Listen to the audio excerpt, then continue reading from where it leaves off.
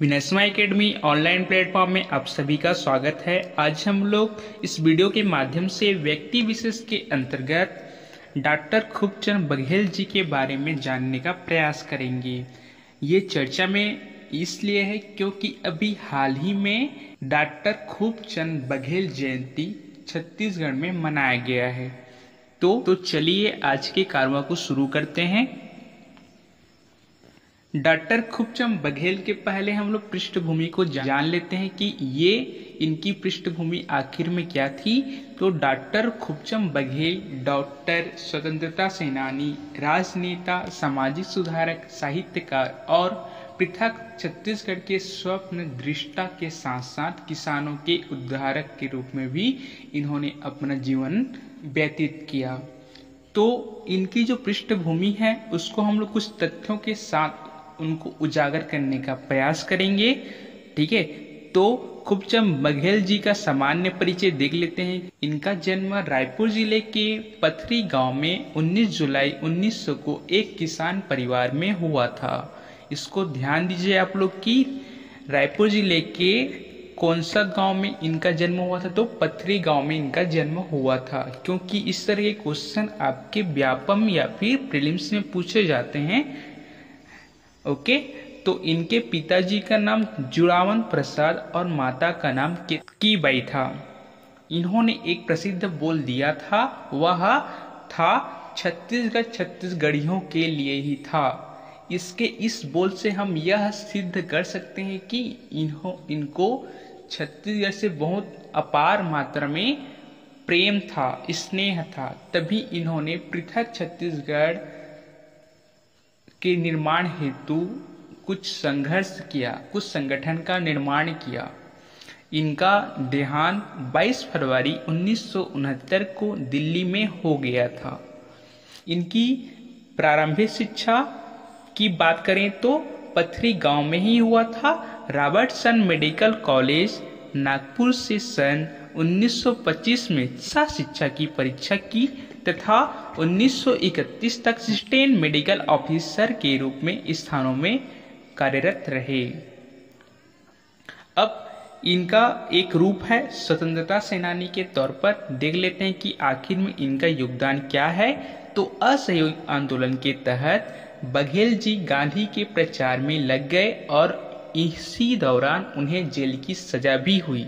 गांधी जी के विचारों से प्रभावित होते हुए ये सविनय अवज्ञा आंदोलन के दौरान सरकारी नौकरी से भी इन्होंने इस्तीफा दे दिया। व्यक्तिगत सत्याग्रह जो कि आपका 1940 में हुआ था, इसी के दौरान उन्हें 3 बार जेल की हवा भी खानी पड़ी थी। भारत छोड़ो आंदोलन के दौरान भी उन्हें जेल जाना पड़ा था। इसके साथ साथ इनकी धर्मपत्नी को भी जेल जाना पड़ा था। उनको लगभग 6 माह की सजा मिला था। तो इस तरह से हम बोल सकते हैं कि ये राष्ट्रीय आंदोलन में भी सक्रिय भूमिका इन्होंने अदा किया। राजनेता के तौर पर देखा जाए तो रायपुर तहसील 1946 के चुनाव में ये निर्विरोध चुने गए। प्रदेश में रविशंकर शुक्ल जी के मंत्रिमंडल में उन्हें संसदीय सचिव व स्वास्थ्य विभाग का दायित्व सौंपा गया। अब यहाँ पर इनको स्वास्थ्य विभाग इसलिए सौंपा गया क्योंकि इन्होंने चिकित्सा शिक्षा प्राप्त की थी। इनको चिकित्सा संबंधी नॉलेज अधिक था, इसलिए इनको एक अलग से मेडिकल डिपार्टमेंट सौंपा गया ताकि वे इस डिपार्टमेंट में रहते हुए बेहतर रूप से काम कर सकें। परंतु उन्होंने किसानों एवं जनहित के लिए मंत्री पद का परित्याग कर दिया था। बाद में 1950 में आचार्य JB कृपलानी के आह्वान पर किसान मजदूर पार्टी में शामिल हो गए और इसी पार्टी से वे 1951 के आम चुनाव में विधानसभा के लिए निर्वाचित भी हो गए थे। 1962 में विधानसभा के सदस्य रहे, अर्थात ये विधायक के रूप में इन्होंने अपना कार्य निर्वहन किया और 1962 से लेकर 1965 तक ये विधायक के पद पर ही रहे। परंतु 1965 में इनका चुनाव राज्यसभा के लिए हुआ और ये छत्तीसगढ़ से राज्यसभा में जाने वाले या निर्वाचित होने वाले पहला सांसद हैं। ठीक है, इसको भी ध्यान दीजिए। ठीक है, ओके। अब इनका एक भूमिका है सामाजिक सुधारक के रूप में। देख लेते हैं कि इन्होंने क्या काम किया है। तो छत्तीसगढ़ में हम जानते हैं कि प्राचीन समय में बहुत ही छुआछूत की भावना हुआ करती थी। बहुत सारे ऐसे नेता हैं जिन्होंने छुआछूत को मिटाने के उद्देश्य से बहुत सारे आंदोलन चलाए। जैसे कि आपको पता हो कि पंडित सुंदरलाल शर्मा ने भी आंदोलन चलाया था। उसी तरह से इन्होंने भी एक आंदोलन चलाया था जिसका नाम था पंक्ति जोड़ो आंदोलन। ठीक है, तो यह जो आंदोलन चलाया गया था इसका मेन कारण छत्तीसगढ़ में व्याप्त छुआछूत की भावना, अस्पृश्यता की भावना को दूर करने के उद्देश्य से ही यह आंदोलन इनके द्वारा चलाया गया था। अब देख लेते हैं कि इन्होंने पृथक छत्तीसगढ़ के निर्माण के लिए क्या क्या प्रयास किए हैं।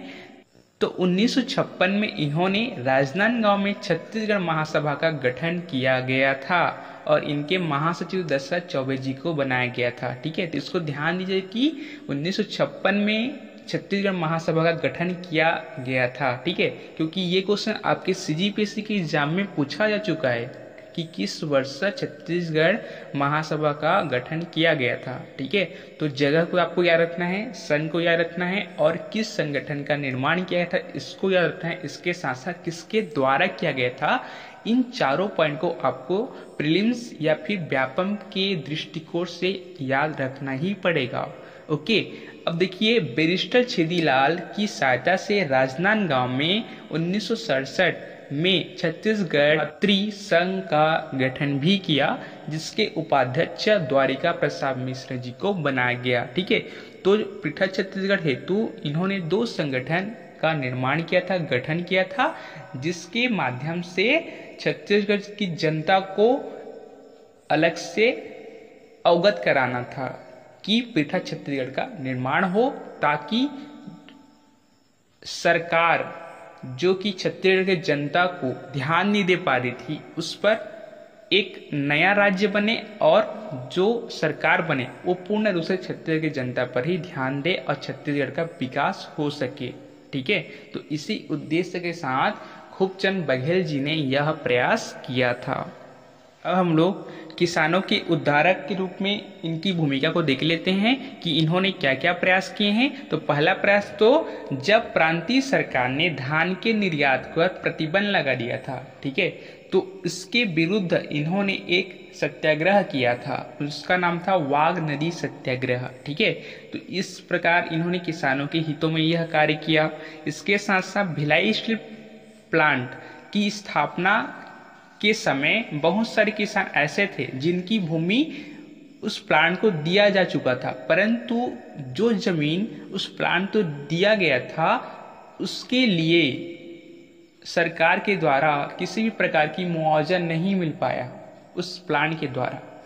तो खूबचंद बघेल जी ने आंदोलन किया और भूमि का मुआवजा दिलाने के लिए संघर्ष किया, जिसके कारण जो भी किसान थे उनको भूमि का मुआवजा मिल सका।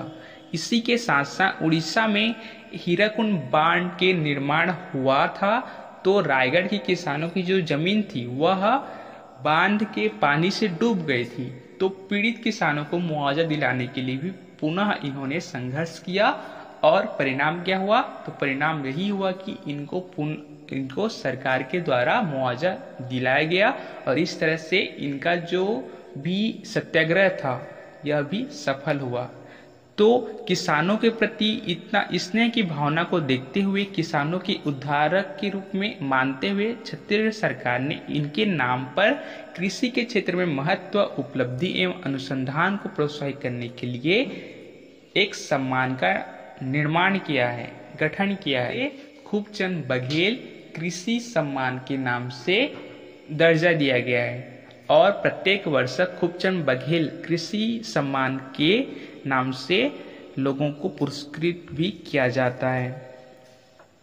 अब हम लोग इनके द्वारा लिखे गए रचना के बारे में देख लेते हैं। तो करम छढ़ा, छत्तीसगढ़, स्वाभिमान, उच्च नीच, लेड़गा सुजान और छत्तीसगढ़ का सम्मान, ये सभी क्या हैं, इनके द्वारा लिखा गया रचनाएं हैं, इनके द्वारा किए गए रचनाएं हैं।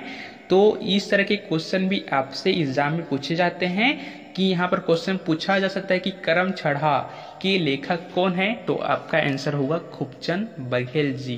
ठीक है, तो इसके लिए भी आप तैयार रहिए।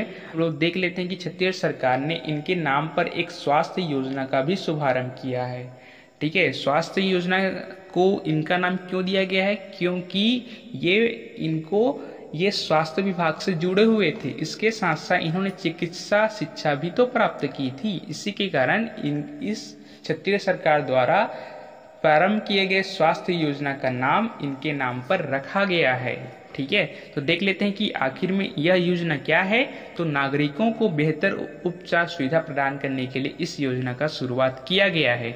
इसके तहत प्राथमिकता और अंत्योदय राशन कार्डधारी परिवार को 5 लाख रुपये दिया जाएगा, जबकि बाकी जितने भी राशन कार्डधारी परिवार हैं उनको 50,000 रुपये तक इलाज की सुविधा प्रदान किया जाएगा।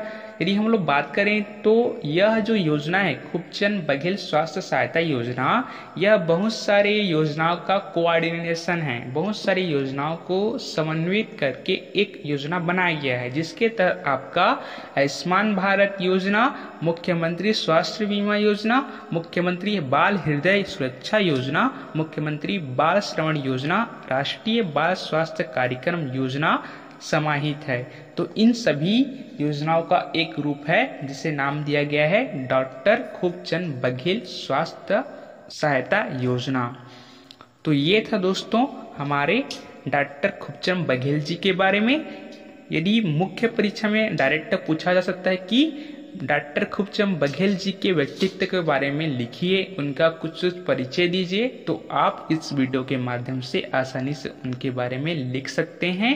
और प्रीलिम्स या व्यापम में भी इसके संबंधित कुछ भी क्वेश्चन यदि आते हैं तो मेरा मानना है कि आपसे कोई भी क्वेश्चन छूटेगा नहीं। तो यदि आप चैनल पे नए होंगे तो चैनल को जरूर सब्सक्राइब कीजिएगा और बेल आइकन दबाना ना भूलें, ताकि मैं जैसे ही वीडियो अपलोड करूं तो आपको सूचना तुरंत प्राप्त हो सके। तो आज के लिए इतना ही। बहुत बहुत धन्यवाद।